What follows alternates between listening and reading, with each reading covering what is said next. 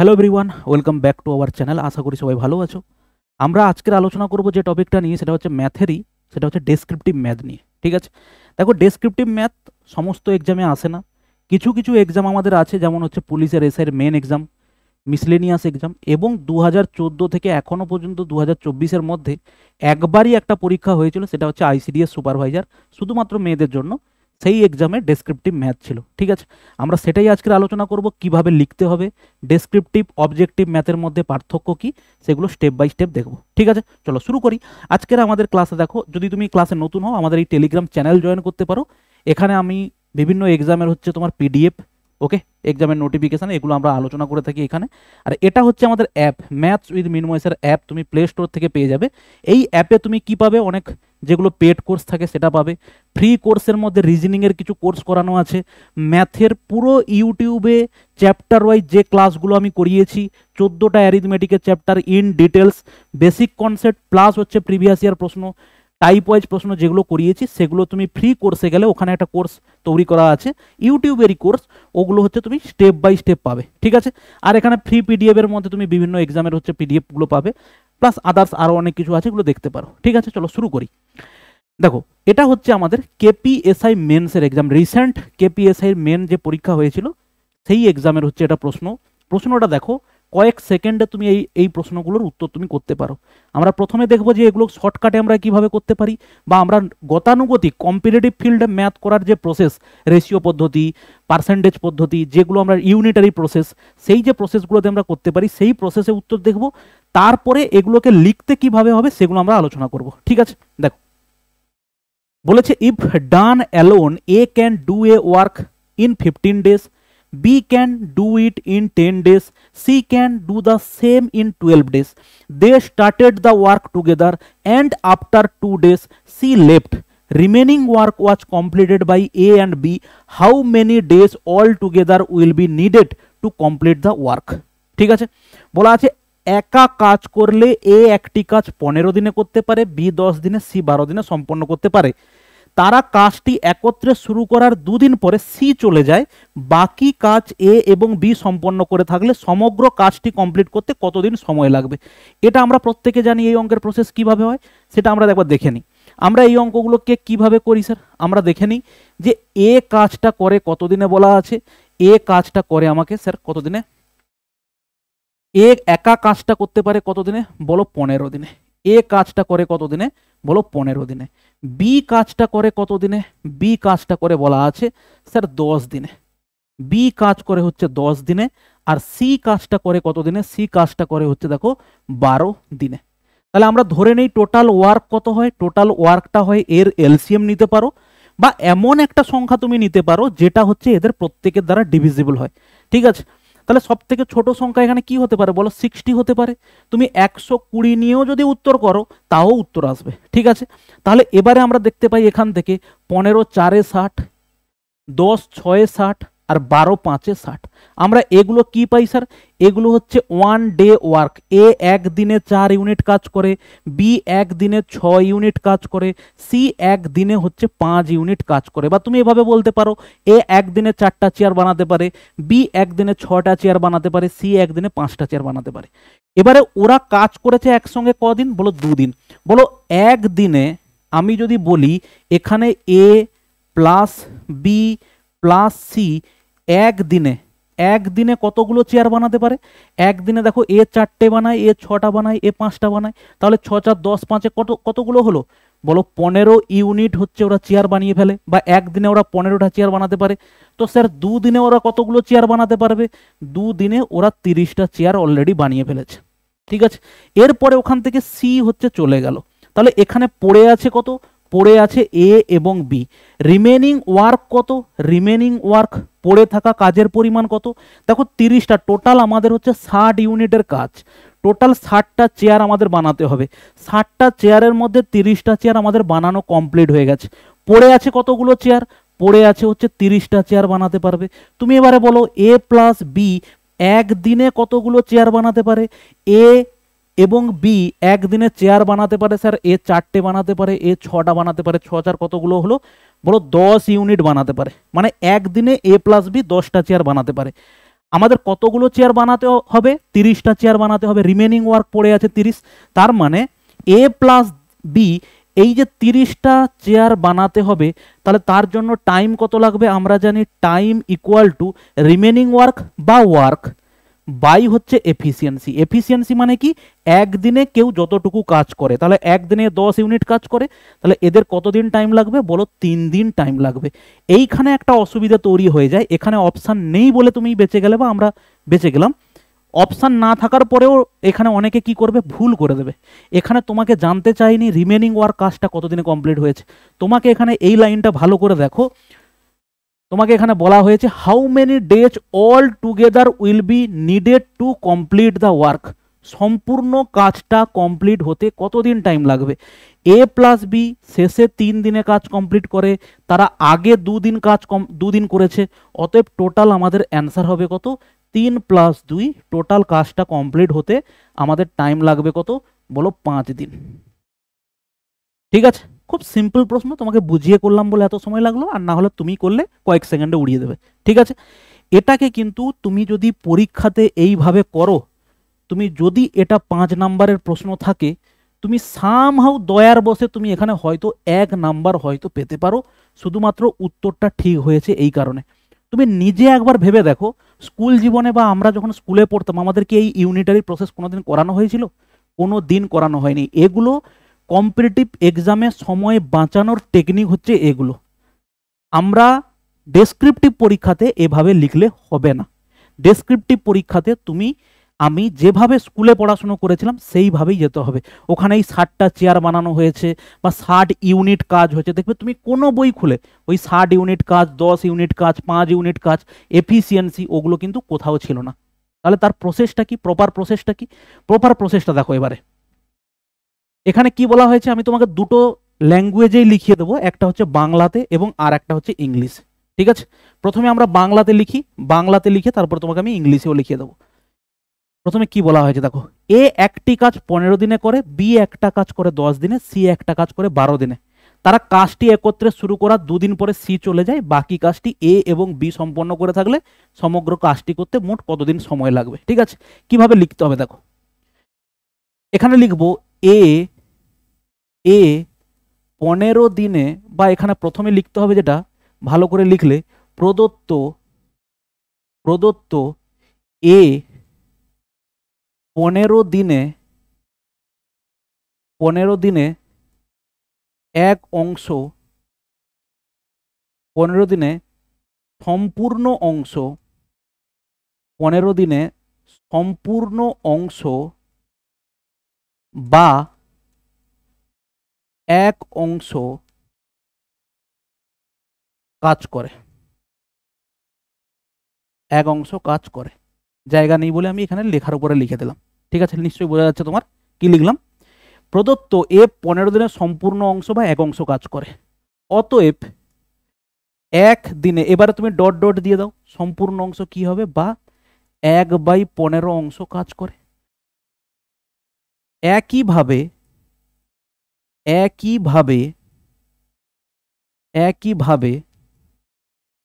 B একদিনে কাজ করে, বি একদিনে কাজ করে কত হবে? 10 দিনে কাজ করে, তার মানে এটা কত হবে? 1/10 অংশ। এবং তুমি লেখো সি একদিনে কাজ করবে কত হলো বলো? 12 দিনে কাজ করে, তার মানে হচ্ছে 1/12 অংশ কাজ করে। ওকে, এবার তুমি লেখো অতএব এ বি এবং সি একত্রে একদিনে কাজ করে, কতটা? এই দেখো, 1/15 প্লাস 1/10 প্লাস 1/12, এখানে অবশ্যই লিখবে কত অংশ। ঠিক আছে, এই হচ্ছে ব্যাপার। এবারে কি করতে হবে? এবার আমরা লিখব, এরপরে হবে কি, এবার এটাকে তুমি কি করে দাও, এলসিএম করো। 15, 10 এবং 12 এলসিএম কত হচ্ছে স্যার? 60। 15 4 60 প্লাস 10 6 60 প্লাস 12 5 60 কত হলো? 6 4 10 5 15/60, 15/60 কাটাকাটি করলে কত হবে? 1/4 অংশ, 1/4 অংশ। ঠিক আছে, এখনো কিন্তু অঙ্ক শেষ হয়নি। ওকে, পরের পেজে দেখো। তাহলে আমরা কি পেলাম? এ প্লাস এ, বি এবং সি একত্রে একদিনে কাজ করে কত অংশ? 1/4 অংশ। এবারে তোমাকে বলেছে তারা দুদিন কাজ করে, তারা দুদিন একসঙ্গে কাজ করে। পরের পেজে আমরা চলে যাই। অতএব পরের পেজে আমরা লিখবো কি দেখো,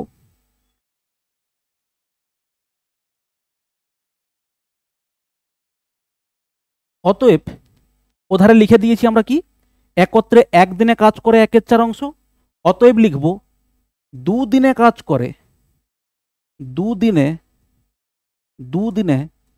কাজ করে, দুদিনে কাজ করে 1/4 ইন্টু 2, তাহলে কত হলো?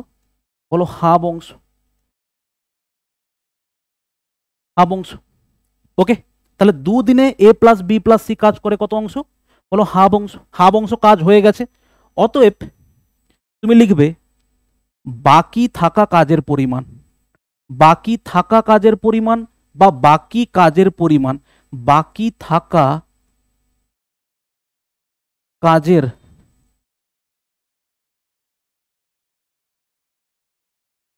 পরিমাণ কত হবে? সম্পূর্ণ অংশ হচ্ছে 1, 1 মাইনাস হাফ সমান কত আছে? বলো হাফ অংশ, হাফ অংশ।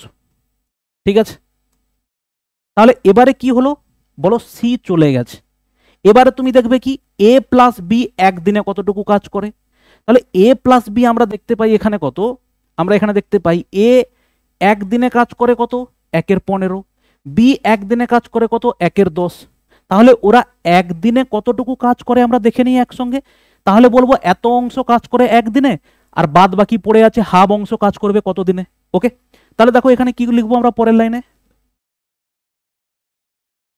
এ এবং বি, এ এবং বি একদিনে, এ এবং বি একদিনে কাজ করে, একদিনে কাজ করে কত? একদিনে কাজ করে কত?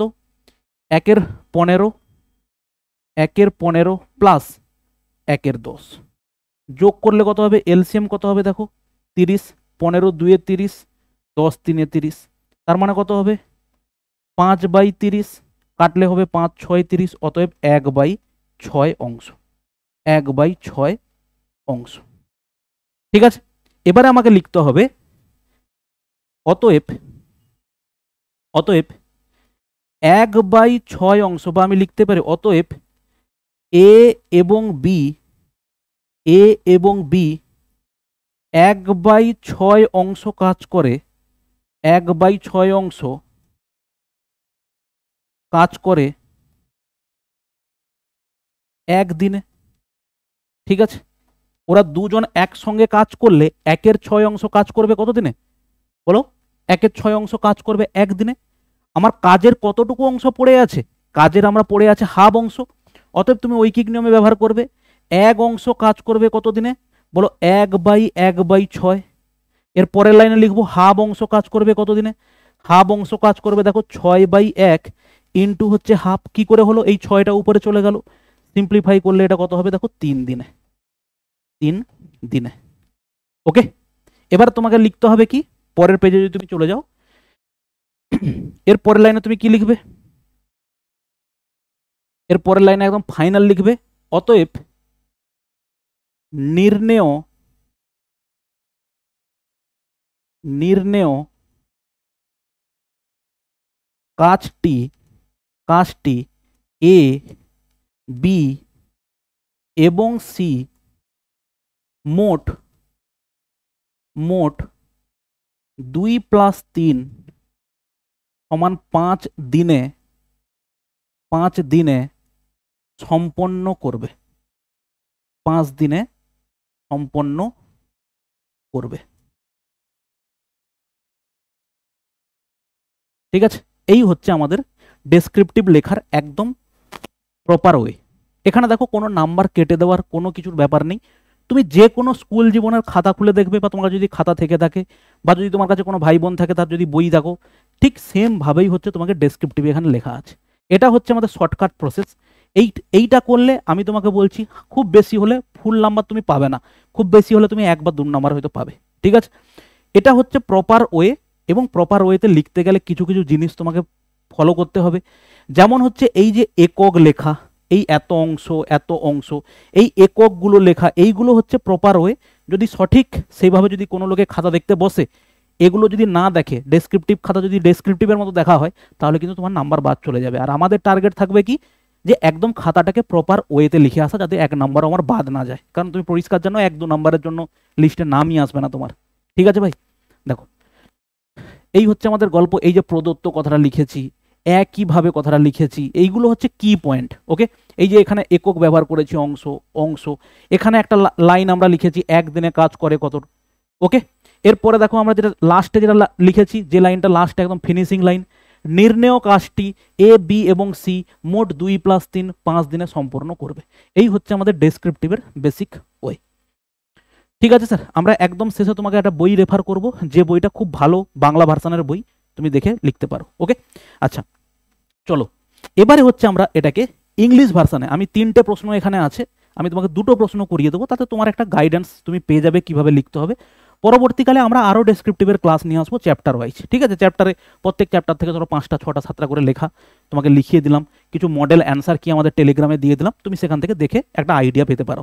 ঠিক আছে, দেখো এরপরে এইটাকে যদি আমরা ইংলিশ ভার্সানে লিখি, এটাকে যদি আমরা ইংলিশ ভার্সানে লিখি, তারপর ইংলিশে কি লিখতে পারি? ইংলিশে প্রথমে আমরা যেটা লিখতে পারি, ভালো করে দেখো, যদি আমরা এটাকে ইংলিশ ভার্সানে লেখার চেষ্টা করি, কিভাবে লিখবো দেখো,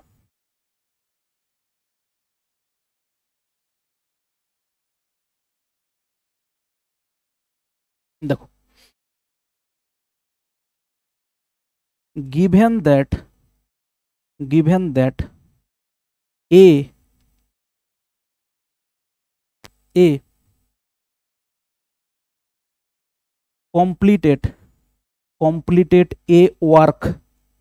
completed a work in 15 days।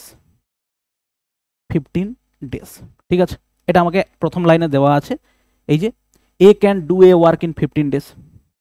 Okay, তো এখানে এ কমপ্লিটেড এ ওয়ার্ক না বলে যেটা লিখেছো তুমি সেটাও লিখতে পারো।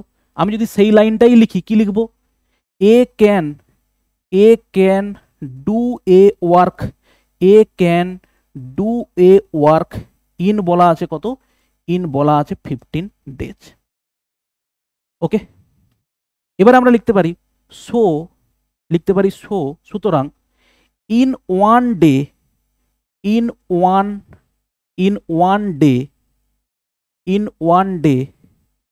a can do 1 by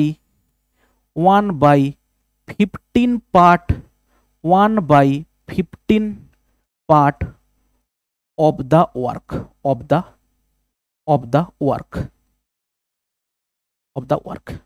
ঠিক আছে, এটা হচ্ছে আমরা এক লাইনে লিখতে পারি। ওকে, এর পরের লাইনে তুমি লিখে দাও সিমিলারলি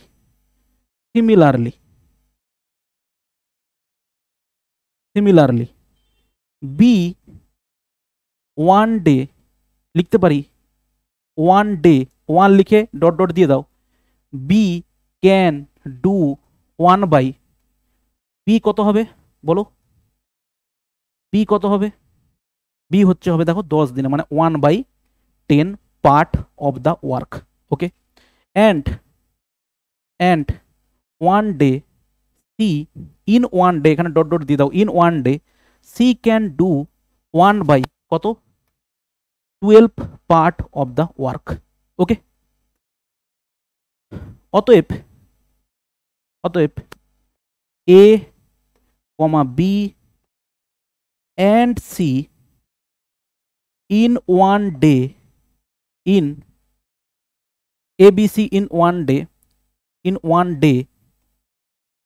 can do দিয়ে তুমি এটাকে ভগ্নাংশে যোগ করে দাও, কত হবে? আমরা যে বের করেছিলাম, আমি আর আলাদা করে লিখছি না, যদি লিখেও দিই কত হবে? 1 এর 15, 1 এর 15, 1 এর 10, 1 এর 12, কত হবে? এলসিএম হচ্ছে 60, এটা কত হবে? যোগ করলে হবে 15, তাহলে কত হবে 1/4 পার্ট। ঠিক আছে, এই হচ্ছে গেল A B and C in one day can do 1/4 part. এটা হচ্ছে আমরা ইংলিশে লিখলাম। এর পরের লাইন আমরা কি লিখবো? ওকে, সো সো in 2 days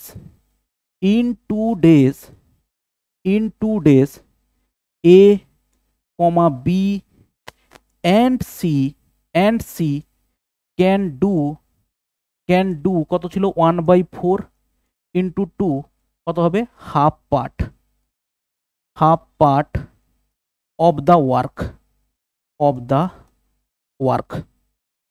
ঠিক আছে, of the work, এটা গেল। এর পরের লাইনে কি লিখবো? এবারে কি হয়েছে, দুদিনের কাজ হয়ে গেছে, সি চলে গেছে। Remaining work was completed by A and B. তো তুমি সেখানে কি লিখবে? নাও, এখানে তুমি লেখো নাও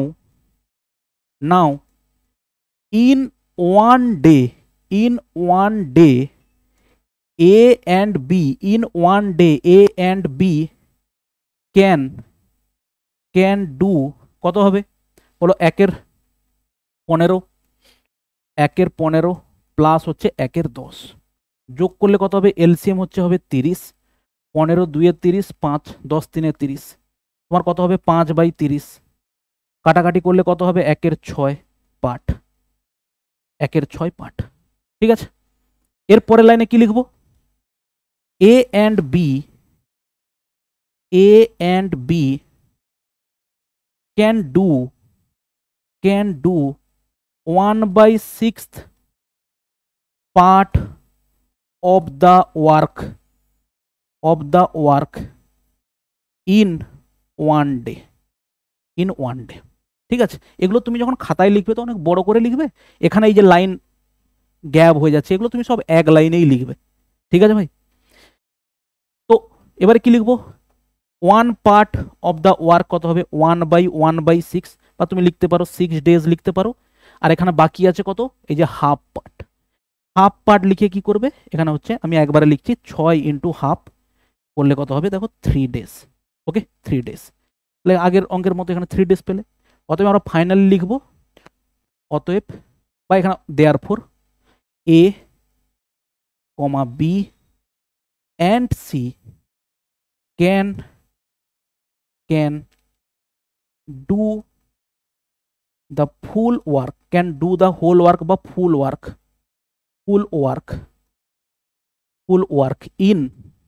in 2 + 3 5 days।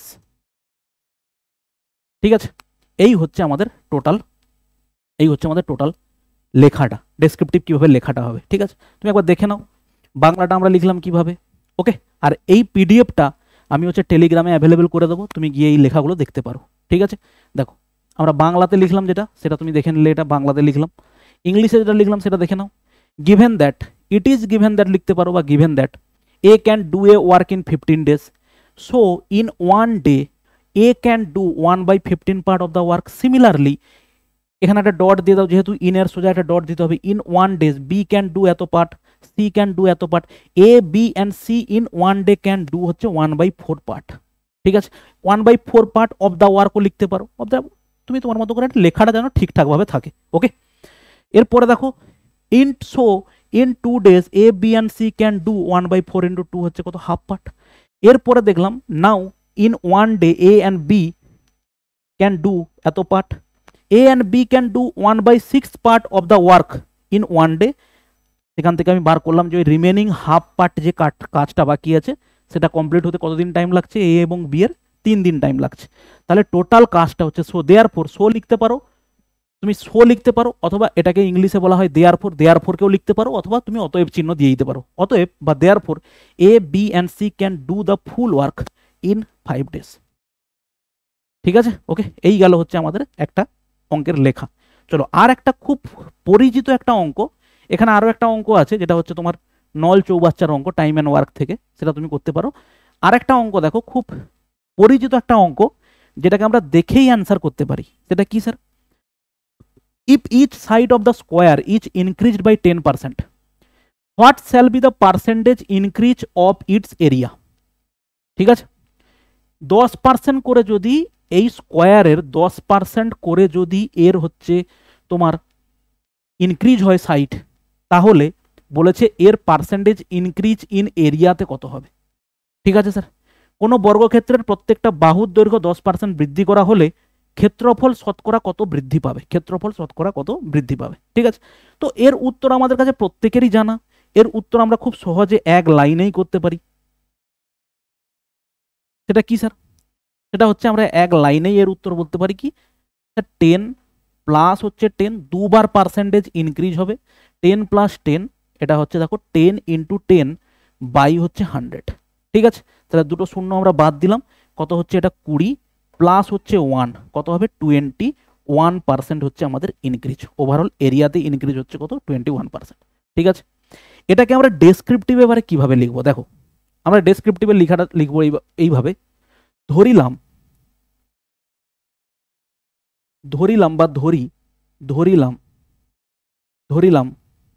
বর্গক্ষেত্রের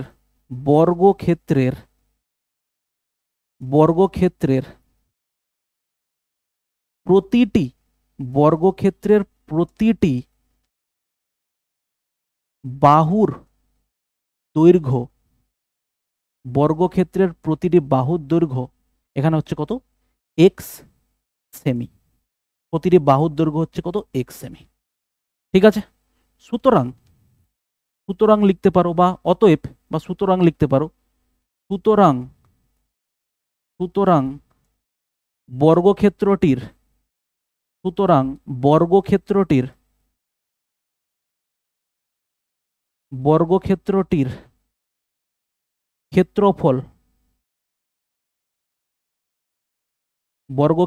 ক্ষেত্রফল সমান হচ্ছে কত এক্স ইন্টু এক্স সমান এক্স স্কোয়ার বর্গ সেন্টিমিটার, এক্স এর স্কোয়ার বর্গ সেন্টিমিটার হলো।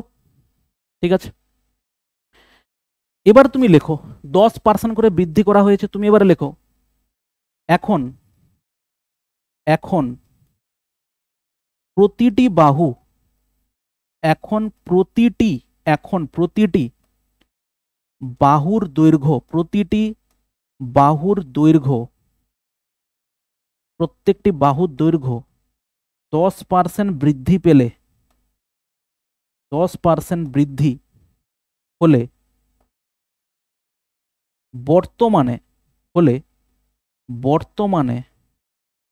বর্তমানে প্রতিটি বাহুর দৈর্ঘ্য কত, প্রতিটি বাহুর দৈর্ঘ্য প্রত্যেকটি বাহুর দৈর্ঘ্য কি হবে, এটা তুমি এক লাইনেই লিখতে পারো, সেটা হচ্ছে কি এক্স ইন্টু 110/100, শূন্য শূন্য কাটলে এটা কত হলো 1.1 এক্স সেন্টিমিটার। ঠিক আছে, 1.1 এক্স সেন্টিমিটার। ওকে, অতএব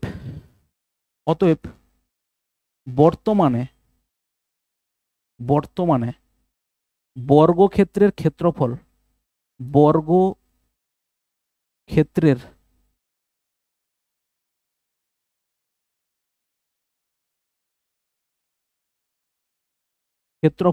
সমান কত হবে 1.1 এক্স ইন্টু 1.1 এক্স, একক কি হবে স্যার, সেন্টিমিটার ছিল, বর্গ সেন্টিমিটার, বর্গ সেমি। ঠিক আছে, তাহলে আমি এখানে কি পেলাম 1 পয়েন্ট, এটা কত হবে 121 মানে 1.21 এক্স এর স্কোয়ার। ঠিক আছে, এটা কত হবে বর্গ সেমি, এটা হবে বর্গ সেমি। ঠিক আছে, তাহলে এবারে কত কি জিজ্ঞেস করেছে, আমাদের ক্ষেত্রফল শতকরা কত বৃদ্ধি হলো। এবারে তুমি সরাসরি লিখতে পারো অতএব বর্গক্ষেত্রের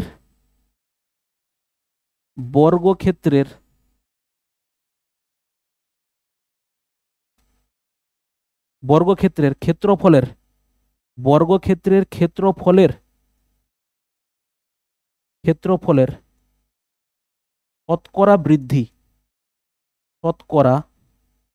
শতকরা বৃদ্ধি কি হবে, দেখো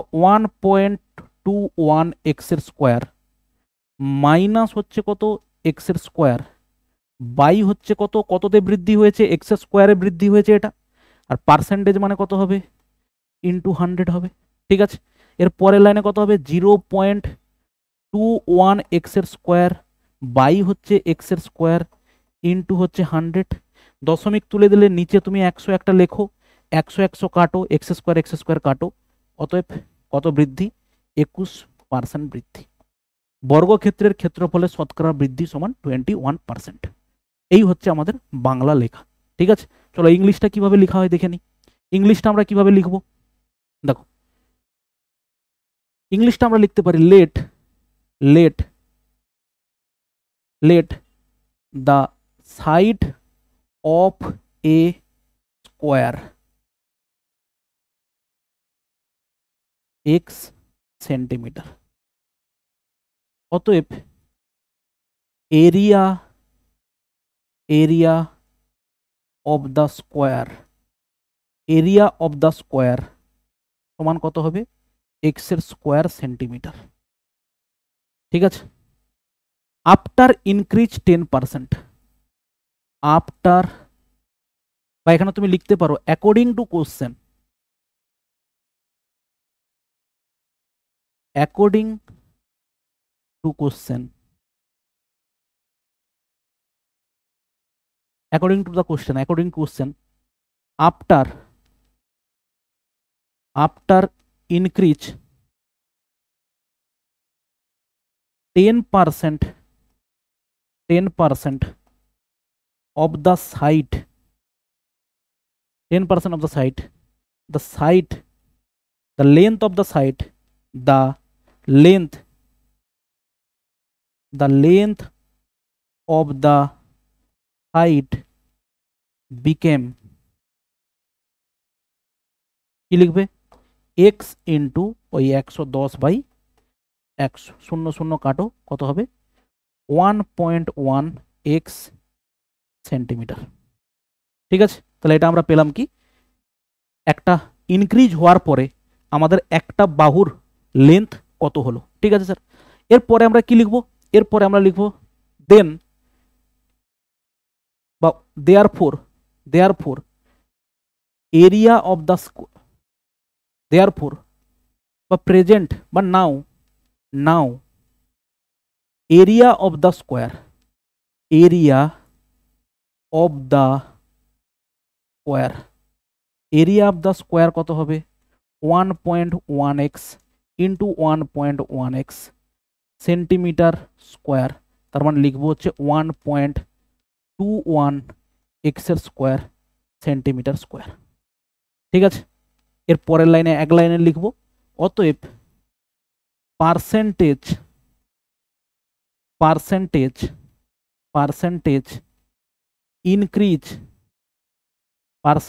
ইনক্রিজ ইন এরিয়া ইজ কত হবে, 1.21 x square minus x square by x square into কত হবে বলো 100, তাহলে কত হবে 0.21 by x square into X square into হচ্ছে 100, দশমিক তুললে নিচে কত হবে 100 হবে, তাহলে এক্স স্কোয়ার বাদ গেল, এই 100 বাদ গেল, অতএব কত হবে 21%।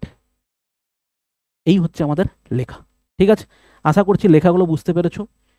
আমি ধরে লিখে করলাম বলে এতটা টাইম লাগলো, তুমি যদি আগে থেকে অঙ্ক জানো এগুলো করতে খুব বেশি হলে 2 মিনিট লাগবে পুরো লেখাটা লিখতে। ঠিক আছে, 5 5 25 নাম্বার থাকবে, তোমার 5টা অঙ্ক করতে হবে, তার জন্য 25 নাম্বার থাকবে হচ্ছে পুলিশের মেন্স এক্সামে, 50 নাম্বার থাকবে হচ্ছে মিসলেনিয়াস মেন্স এই এক্সামগুলোতে। দেখো লেখাটা তুমি যদি একটু শিখে যাও তোমার কাছে অঙ্ক করা কোনো ব্যাপার নয়, কারণ তুমি অলরেডি অঙ্কের স্ট্রাকচারটা জানো যে উত্তর এইটা হবে। ঠিক আছে, তো তারপরে তুমি লেখাটা কয়েকটা অঙ্ক তুমি প্র্যাকটিস করলে তারপরে লেখা তোমার কাছে কোনো ব্যাপার থাকবে না। আমরা পরবর্তীকালে আরও ভিডিও নিয়ে আসবো, সেখানেও তোমাকে আমি ডেসক্রিপটিভে এই অঙ্কগুলো লিখে তোমাকে দেখিয়ে দেবো, বা এরকমও হবে কোনো সময় তোমাকে লেখা থাকলো, তোমাকে জাস্ট আমি ডিকটেট করে দিলাম, দেখো ভাই এইভাবে লেখা হতে পারে। ঠিক আছে, তোমরা যদি প্র্যাকটিস আরও ভালো করে করতে চাও এই একটা দেখো বই আছে, ঠিক আছে, কম্পারেটিভ ম্যাথমেটিক্স, এটা হচ্ছে সম্পূর্ণ বাংলাতে, অবজেক্টিভ অ্যান্ড এমসিকিউ লেখা আছে, কিন্তু এই বইতে লেখাটা অঙ্কের যে সলিউশনটা করা ম্যাক্সিমামটাই হচ্ছে ডেসক্রিপটিভে। ওখানে যেভাবে লেখা আছে তুমি ওইভাবে লিখলে কিন্তু ফুল নাম্বার পেয়ে যাবে। এখানে অবজেক্টিভ এবং এমসিকিউ লেখা আছে, কিন্তু বইটা ডেফিনেটলি ডেসক্রিপটিভের জন্য তুমি কাজে লাগাতে পারো। এটা বাংলা ভার্সানের জন্য। ইংলিশ ভার্সানের জন্য বেস্ট হচ্ছে RS আগরওয়ালের বই। ওখানে অঙ্ক যেভাবে ডেসক্রিপটিভে করা আছে, এক্স ধরে ওয়াই ধরে যেভাবে করা আছে, তুমি সিমিলার ওয়েতে অঙ্ক করো, তুমি ডেসক্রিপটিভে ফুল নাম্বার পেয়ে যাবে। অঙ্ক কাটার বা নাম্বার কেটে দেওয়ার কোনো ব্যাপার থাকবে না। ঠিক আছে, তো এটা হচ্ছে ডক্টর বংশীধর সাহু মহাশয়ের লেখা বইটা। তো তোমরা এই বইটা কলেজ স্ট্রিট থেকে যদি কিনতে চাও টেকনোতে চলে যাবে, টেকনোতে তুমি হচ্ছে এই বইটা পেয়ে যাবে ভালো ডিসকাউন্ট পেয়ে। ওকে, আর এই বই দেখো এটা হচ্ছে ইন্ডেক্স দেওয়া আছে, অনুপাত, গড়, প্রত্যেকটা এরকম চ্যাপ্টার ভাগ ভাগ করে হচ্ছে তোমাকে অঙ্কগুলো করানো আছে। প্র্যাকটিস করার জন্য কি অঙ্ক তোমার কাছে সব অঙ্কই জানা, কারণ তুমি অলরেডি প্রিলি পাস করে যখন মেন দিতে যাবে, অতএব অঙ্কের বেসিক ফরম্যাট তোমার কাছে জানা হয়ে গেছে। ডেসক্রিপটিভটা লিখতে কিভাবে হবে জাস্ট সেটার জন্য তুমি এই বইটাকে ফলো করতে পারো। ইংলিশে RS আগরওয়ালা স্যারের বই আছে, ওটাতে যেভাবে ডেসক্রিপটিভ লেখা আছে ওখানে তুমি ওইভাবে লিখতে পারো। ঠিক আছে, চলো পরের কোনো ভিডিও দেখা হবে। ডেসক্রিপটিভ ক্লাস আমরা আরও নিয়ে আসবো, পরের ক্লাসে দেখা হবে। ভালো থাকবে, বাই।